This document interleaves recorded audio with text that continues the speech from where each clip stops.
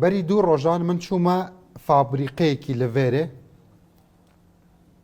بە ئینگلیزی دەبێژن کاپیتال کۆست تێچوویە پارەیە ئەف کارگە دەزانی چەندە لە ئامەدە 100 ملیۆن دۆلارە 3000 خورت و قیزێنمە لەوێ دەرێ کار دەکەن بە هەڤرا کرمانجی داخڤن بەس کەم کرمانجی داخڤن زێدەتر تورکی داخڤن زازاکیژی ناخڤن ئەڤەس نەسوچێمە چەند کارگێ وەسا هەنە لەڤێرێ ئابووریەت من نەخراپە مۆراڵت مە خراپە باڤەڕیە مە بەخۆ خراپە بەێ نەها بەرێژی ئەف تشت مە بخۆ gelek caran wek sazî û dezgeh me daxwaz ji karsazan dikir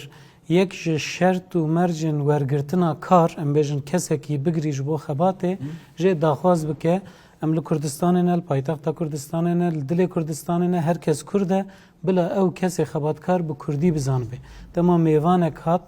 bila bi Kurdî jê re bêje bi xêratin